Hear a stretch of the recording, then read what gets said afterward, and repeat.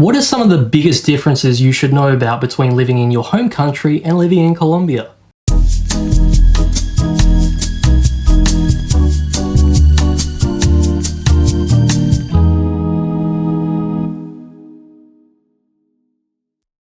Hi all, I'm Ezrado and you're watching my travel channel where I talk all things Colombia.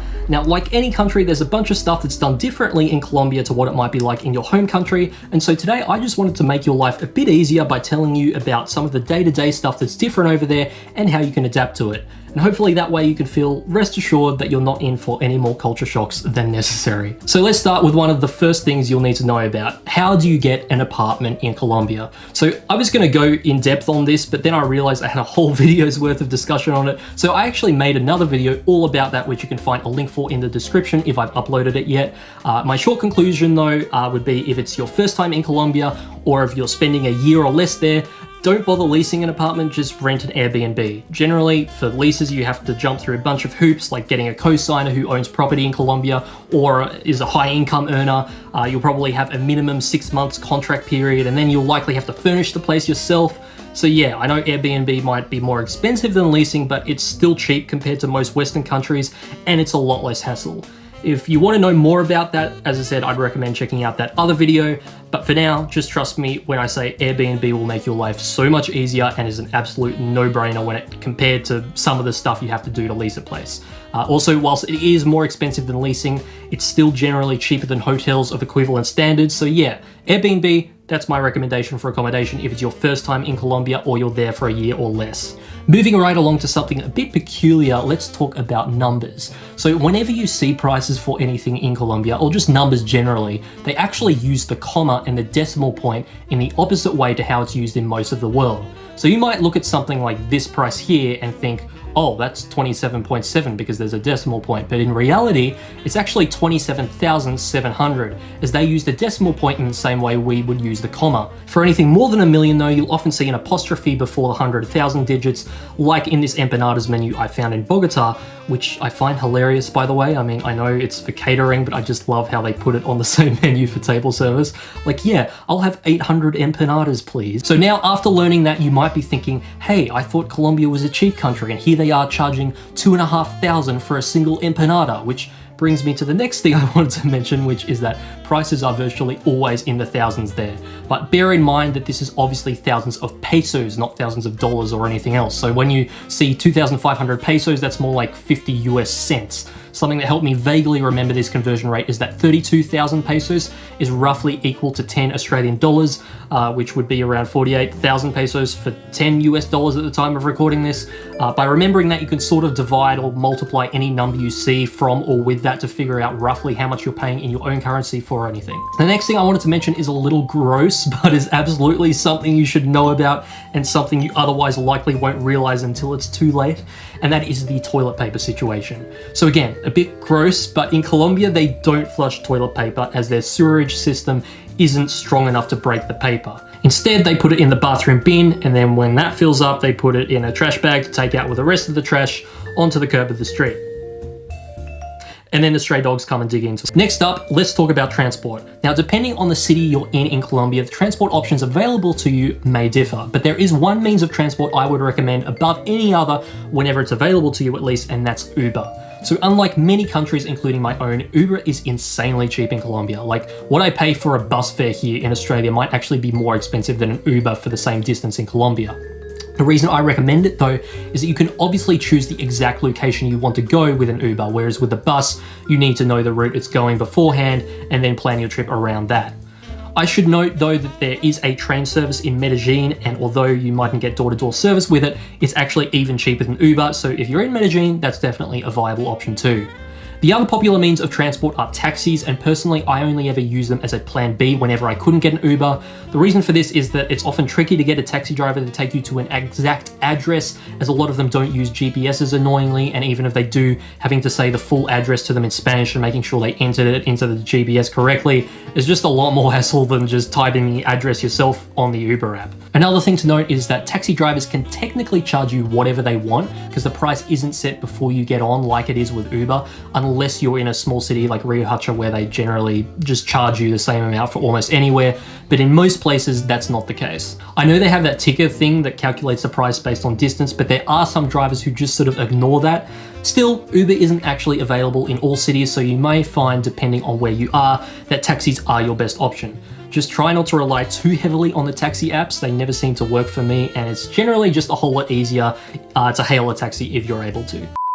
So also quickly just wanted to recommend something for traveling domestically. So going, for instance, from one city to another. Obviously, whilst planes are the most popular way of doing this, a recommendation I would have is actually traveling via bus, as you can save a lot of money doing this. I know, for instance, you can get from Bogota to Cartagena for about $40 US. I personally went from Manizales to Bogota for about $16 US. It's really, really cheap, and every city has their own bus terminal. So you just show up to this terminal, and yeah, you can really go to whatever city you want.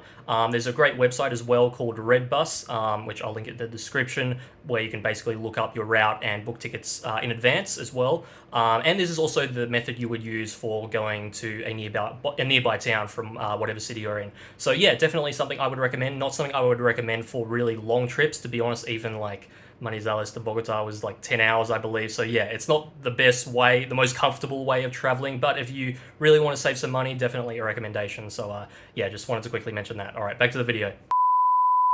Moving on from transport though, I thought it was important to talk about how paying for stuff works in Colombia. So basically, over there you'll find that cash is used more than debit or credit cards. In a lot of places they won't even accept card payments because they don't have an FPOS machine. So you'll just want to make sure that you're always topped up on a bit of cash. You don't generally need to carry a lot with you, but it's a good practice to have some on you most of the time. I will say it's not like a 100% cardless country, and generally, if you go anywhere that's a larger business, like a restaurant chain or a department store, they tend to allow card payments. It's more the local businesses where you'll find you'll be needing cash. In the moments you are paying with card though, I would recommend getting an international debit card instead of using your own debit card from your home country, as if you use that, you'll get charged a much higher fee. There's a great international card I use called Wise, not a sponsor, which you may have heard of, but I'm gonna do a more extensive video on that another time. Alright, one last thing to mention in this video is the importance of using sunscreen. At the risk of sounding like your high school health teacher, I will say that it's often really vital that you use sunscreen if you're going to be outside for several hours in Colombia, particularly anywhere between 10 AM to 4 PM when the UV is at its strongest. Now, I rarely bother with sunscreen in my own country unless I were to spend like an entire day outside in the middle of the summer, but in Colombia, the conditions are very different. For one, there aren't traditional seasons throughout the year, which means even with some rainy periods, that UV intensity is much more consistent year round. Another factor is that Colombia is very close to the equator where the sun is at its most intense, but perhaps one of the biggest reasons for this intensity is the fact that many of the main cities you'll likely visit are at very high altitudes, meaning that you're a lot closer to the sun. Bogota, for instance, is 2.5 kilometers high, while Medellin is 1.5 and Cali is around a kilometer. As for the coastal cities like Cartagena, whilst these are close to sea level, you'll find them to be a lot sunnier, so you want to apply a lot of sunscreen there too. If you want a way of quickly knowing whether you should bother though, all you have to do is look up the UV index for the city you're in, and then consider how long you're going to be outside. To be honest, if you just put in a little bit of effort with this, I doubt you're going to be caught off guard. And I apologize for the sudden jarring angle and lighting change. I have just come back a few days later, as there was something really important that I totally forgot to include, and that is day-to-day safety. So this is quite a popular topic that I see pop up heaps, but a lot of people wonder how safe Colombia is, and although I have a lot of other videos planned for this topic, I just wanted to mention some highlights here briefly. First of all, the level of danger can range dramatically across Colombia, depending on where exactly you are. Virtually every city, for instance, has certain areas that are very risky for you to hang around, where muggings are reasonably common, but most of the time you can avoid these areas pretty easily. You can generally tell if an area is riskier just by looking around you. Personally, I find that the more people there are and the more expensive/commercial an area is, generally the safer it is. Now, I won't say that there are many places that are entirely immune to street crime, as bad things can happen anywhere, but I would certainly say that in safe areas you can feel rest assured that the chance of anything happening against you is extremely low. That is, as long as you have some common sense.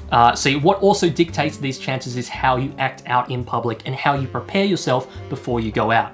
Now, I'm sure if you've watched a lot of Colombian videos, you may have come across the saying, no des papaya, which is an idiom which basically means don't give thieves a reason to rob you. So in other words, don't flaunt anything too expensive when out in public, like expensive jewelry or your phone or a lot of cash. I do want to make the clear distinction though that I say don't flaunt these things, but I'm not saying don't ever use these things or reveal them in public. I mean, I guess when it comes to jewelry, you either have it on or you don't, but when it comes to things like your phone or cash, you absolutely can still use these things when out and about if you're sensible about it. I would occasionally pull my phone out to quickly check Google Maps, for instance, or maybe take a photo of something, but then I put it back in my pocket and would try to avoid ever holding it while I was walking. Certainly, I try to avoid ever making a call when I was out in public. It'd be best to duck into a store or somewhere indoors for that. As for cash, although I'd say that it's best to generally only carry what you need, if you do happen to find yourself in a situation where you need to carry a lot with you, it might be a good idea to get an Uber or a taxi if you can. But if you do need to walk for a bit, I'd just say be aware of your surroundings. If you're in a safer area during the day particularly, then it's very unlikely anything will happen, but you just want to be aware of the people who are around you. I will say though, if you're in an unsafe area, the whole no des papaya thing definitely isn't foolproof. So before you even think about any of these precautions, just try to avoid unsafe areas to begin with. I could say a lot more on this topic, but for now, I'll just summarize what I said into 2 quick points. First of all, avoid unsafe areas, which you can generally determine based on the level of expense and commercialism of the buildings and the amount of people around you. And secondly, don't flaunt your wealth and try and be discreet with your valuable items. Okay, so there was actually yet another thing I wanted to talk about, but I'm not going to, as I wanted to dedicate a separate video to it, and that is getting your phone connected in Colombia so that you can have data and are able to make calls and texts. So if that's something you want to know about, I'll put a link in the description to a video I've made about that once I've made it, but for now, I'll leave it at that. Anyway, I'm going to wrap this one up. Those were all the immediate things that came to mind about day-to-day logistical differences, but of course, there's a lot more to discuss about Colombia, so if you want to see more, like, subscribe, bell, and I will see you in the next one. Ciao!